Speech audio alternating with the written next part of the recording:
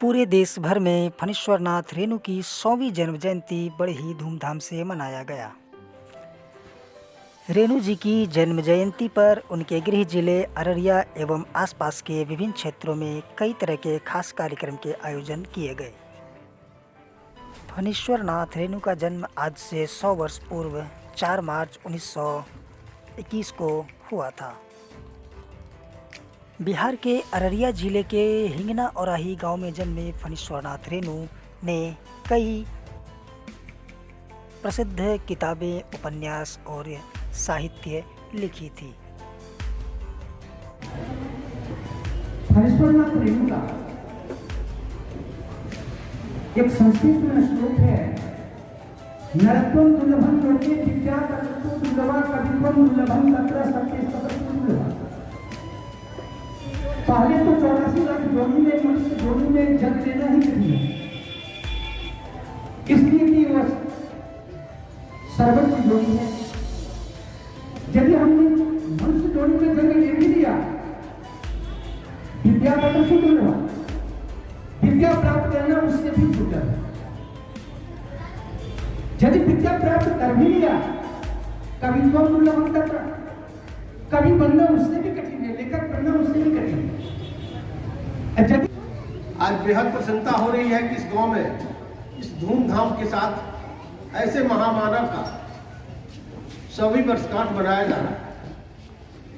और क्विज प्रतियोगिता में मुझे सबसे अच्छा लगा कि रेणु के चरित्र पर जितनी जानकारी बच्चों के पास है, शायद मुझे नहीं लगता कि अच्छे अच्छे पढ़े लिखे लोगों के पास हो। बड़ा ही गौरव की बात है।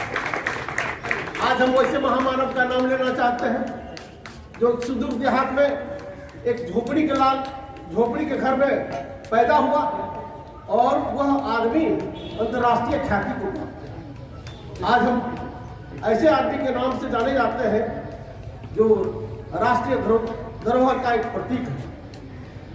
जब कभी हम दिल्ली जाते थे तो ऊंचे अधिकारी के पास अगर जाते थे कोई काम लेके, तो मैं कहता था कि मैं फलाना बिहार से आया हूँ।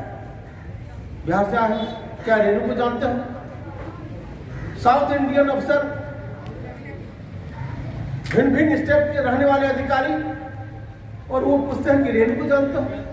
और हम बताते थे कि रेणु का जहाँ जन्मस्थली है उसी के बगल में मेरा परवाहा पंचायत, उसी गाँव का रखने का। देखिए मतलब रेणु से कितना लगाव है, और जो काम कभी होने वाला नहीं रहता था वैसे अधिकारी बढ़ चढ़ कर आगे बढ़कर उस काम को निर्वहन करते थे, तो गति देकर मुझे काम करने का मौका मिला। ऐसे शख्सियत है फणीश्वरनाथ रेणु, जिसके बारे में अभी प्रधानाध्यापक ने विस्तृत जानकारी आप लोगों को दिया। मुझे जब मैं इस क्षेत्र का प्रतिनिधित्व करने का मौका मिला, मैं संकल्प लिया था कि रेणु ऐसे भूतविचलित अवस्था में पहुंची है कि उसको फिर एक बार राष्ट्रीय स्तर पर उसको उजागर करने का काम है। मैंने सदन में कई मामले उठाए, जैसे सिमरहा रेलवे स्टेशन का नाम फणीश्वरनाथ रेणु रखा जाए। बिहार सरकार से मैंने भारत सरकार में भिजवाने का काम किया। दूसरा, जब रेणु जी पटना में रहते थे रेडियो स्टेशन में, तो उस बगल में भवन था, बहुत बड़ा भवन है, हिंदी भवन। उस भवन का नाम हमने फणीश्वरनाथ रेणु रखने का प्रस्ताव दिया और सरकार ने उस भवन का नाम फणीश्वरनाथ रेणु रखा। जहां पर रेणु जी लतिका जी के साथ रहती थी, उसके बगल में रेणु वाटिका स्थापना हो, ऐसा मैंने प्रस्ताव दिया, उसका भी हुआ। तो रेणुपुर जितने मैंने इन्हीं शब्दों के साथ अपनी वाणी को विराम देता हूं, और सभी बच्चों को एक बात आप लोगों को बताना चाहता हूं कि यह परवाह की मिट्टी है, इसमें वो ताकत है, वो शख्सियत है। जब पूर्णिया का जिला था, आज वो पूर्णिया प्रमंडल है, तो पहला मेरे पास परवाह के मिट्टी से पैदा लेता है। परवाह ऐसा गांव है जो डॉक्टर, इंजीनियर, जज, एक से एक प्रतिभावान व्यक्ति को पैदा करता है। इसलिए आज रेणु के 100वीं जन्मदिन पर आप लोग संकल्प लीजिए कि हम उत्साह था और जो आप सब तैयारी कर आए थे देखकर बहुत ही अच्छा लगा। कुछ समय पहले करीब 4-5 वर्ष पहले मैं भी इसी उम्र में इसी गांव से ऐसे ही निकलकर आगे बढ़ा हूं और आज अपनी इंजीनियरिंग की फाइनल परीक्षा दे रहा हूं। लेकिन मैं चाहूंगा आज हम रेणु जी की जो जन्मतिथि है ये 100 वर्ष हम क्यों मना रहे हैं।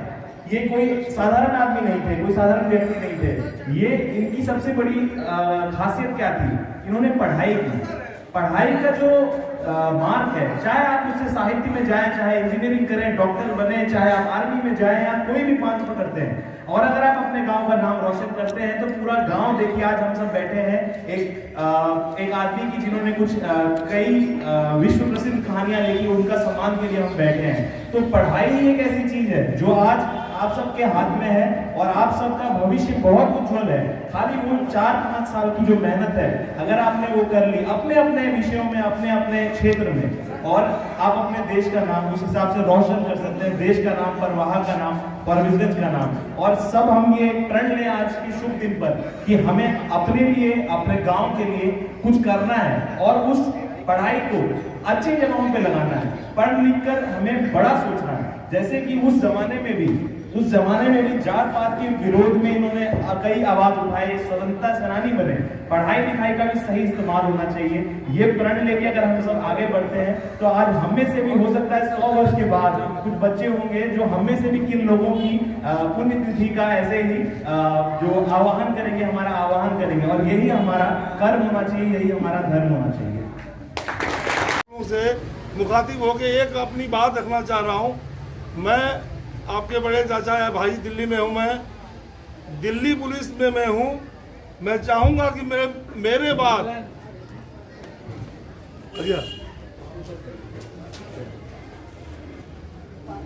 हेलो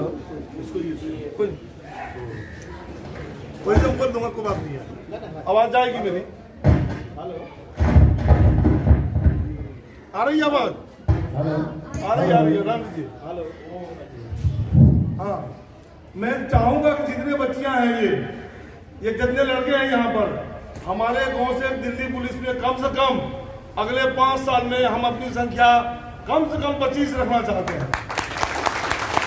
हम समय समय पर गुरु जी का जो एक सोशल साइट है, जो शिक्षक लोगों का जो सोशल साइट है, इस पर इंफॉर्मेशन भी देंगे।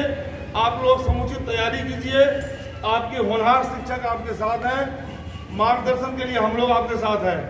आप सब इंस्पेक्टर्स के लिए 25 साल उम्र होना चाहिए, 21 से 25, और आपका ग्रेजुएशन होना चाहिए। और कांस्टेबल्स की नौकरी के लिए आपकी 23 साल की नौकरी होना चाहिए। दिल्ली में 18 से 23 साल की उम्र होना चाहिए और 12th का डिग्री होना चाहिए। और आप जब दिल्ली पुलिस में या अन्य किसी विभाग में, इनकम टैक्स है, बैंक है, इसमें आप चले जाएंगे तो आप अपने आप को तो सक्षम तो करेंगे ही करेंगे और आप अपनी समृद्धि से इस गांव को भी समृद्ध करेंगे और अपने जो इंस्टीट्यूशन है जहां से आप पढ़े लिखे हैं उसका रोशन करेंगे नाम।